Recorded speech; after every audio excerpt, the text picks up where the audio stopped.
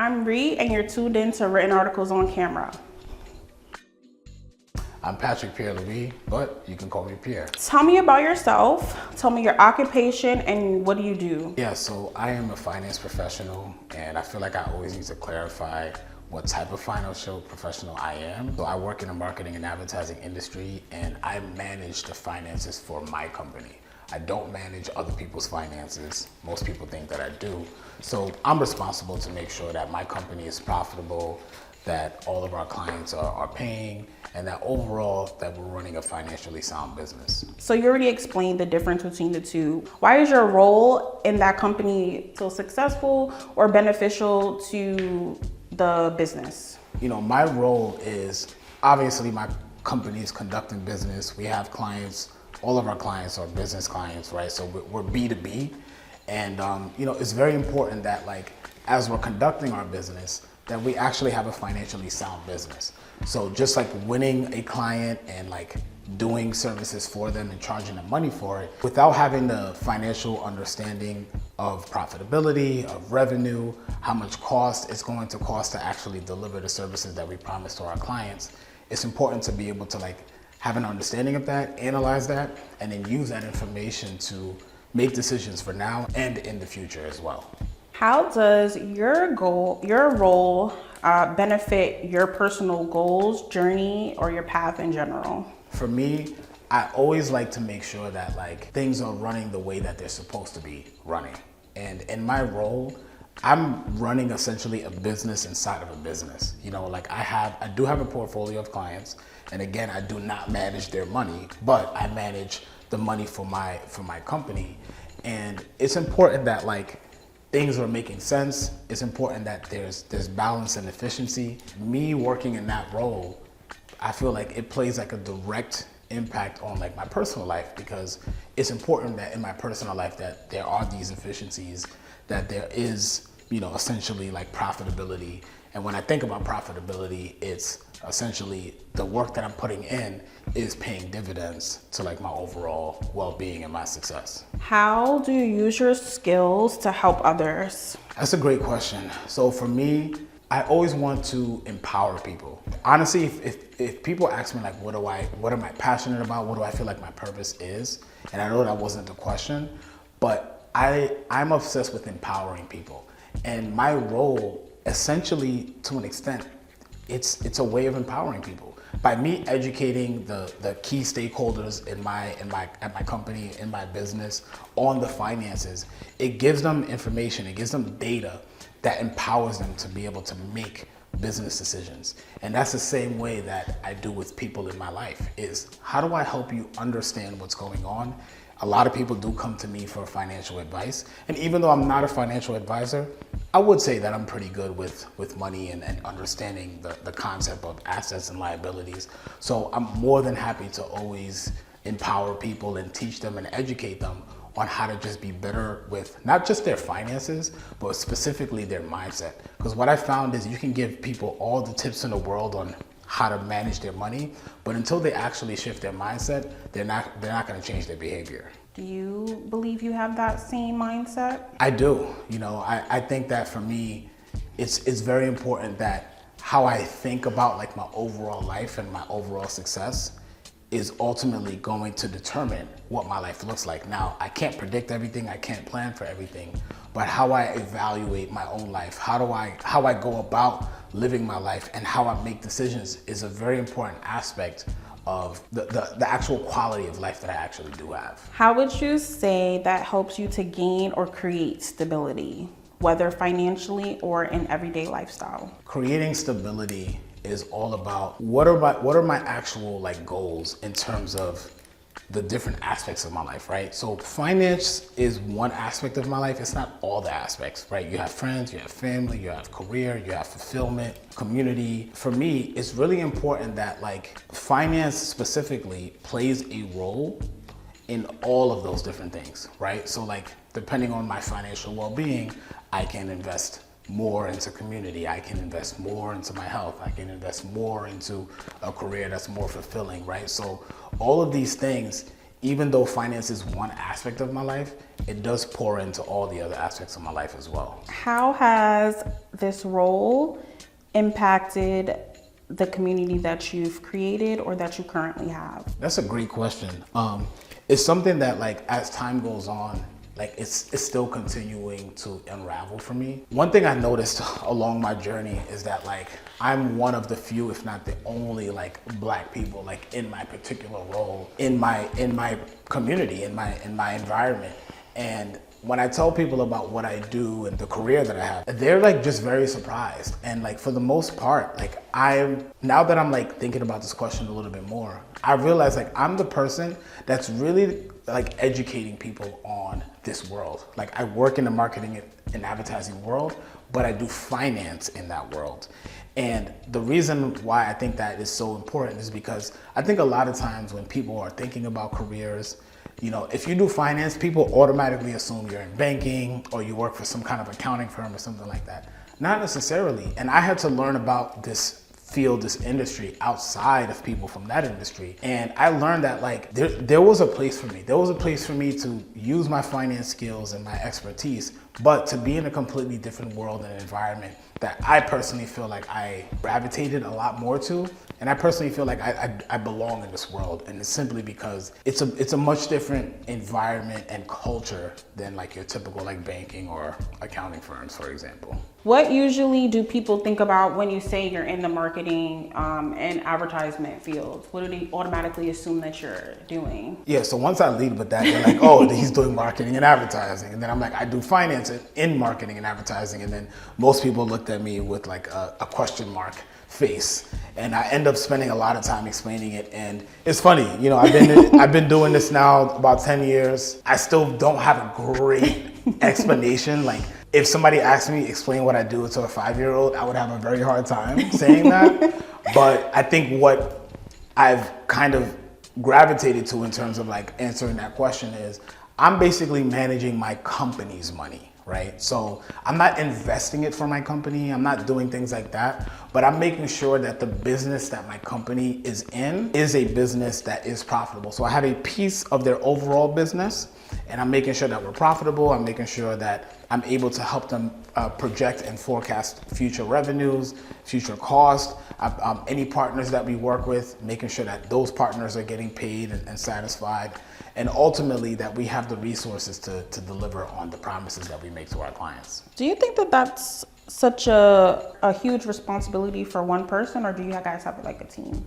Yeah, for sure. Like, I work under a VP, and you know, there's a couple people under the VP that make up my larger team. So, you know, thankfully, the role that I do, it is a big lift, it is a big responsibility, but because of the various team members that we have on our team, you know, it's definitely something that has been manageable. And, you know, although my career has looked different throughout the past 10 years, it's kind of crazy when I look back at the beginning till now, how different it is. You know, for the most part, it's definitely been possible because of the team along the way. Are you looking to advance your knowledge in your current field, or are you looking to get out of that particular field? I would say, if I had to choose an answer, I would say I would look to get out.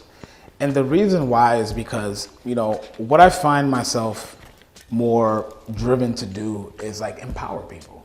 And what that empowerment looks like, you know, is not necessarily, like, being in this field of finance. Now, in terms of, like, empowering people, I do believe that I have the knack and the ability to empower people, like, financially. But I think ultimately what I found when it comes to, like, helping people feel empowered, it's not so much about the information that I'm giving them, but it's about showing them how to believe in themselves, showing them how to believe in their abilities. And that, to me, is what I care more passionately about. And I feel like me working in my field it's just a vehicle. It's a vehicle to help me get to what I ultimately can do and, like, create for other people. So I think while I'm here, you know, I'm continuing to, like, add a lot of value, you know, to my company and to the people that I work with within the company. And of course, like, gain a lot of, like, skills and experience that I can then translate to, you know, what I ultimately want to do, which is super simplify what it is that I want to do. And if I'm being honest with you, I already do this. It's just on a smaller scale. It's just all about empowering people and showing them how to believe in themselves in a way that they can make what they want in their lives possible. How would you transition into that role full time? That's a good question. And I don't necessarily think there's one answer to that question of how I would transition to it full time. I think it's just a matter of like alignment. It's a matter of, being ready and seizing opportunities as they come. I think for me, if I were to look at a potential path, I've already started like putting myself in those spaces, whether it's creating my own platforms where I bring community together and allow them to be educated and be empowered in those spaces. I also think another thing that I've done recently is, I've done this a couple of times, but most recently it was in January. I went to a school and I was asked by one of the guidance counselors to do a workshop on entrepreneurship. And these students were GED students. And for me, like, I'm very passionate about, education and students. And the reason why is because I see myself in these students where like they have so much talent, they have so much potential, but there's something in the way. And, being able to empower them is more important than giving them information. Because a lot of times people get so stuck on the information that they don't realize that, like, if you don't feel empowered, you're not going to use that information. So for me, what that looks like is creating my own platforms, but finding ways and avenues to get into the school system, which I'm already doing currently. There's a lot more work to do, to be able to have relationships with these schools and being able to, to kind of create the profile needed in order to get these gigs and then get paid for them. Not that getting paid for them is the most important thing, right? But obviously the reality is, if this is something I want to do full time, it is important that I get paid for it.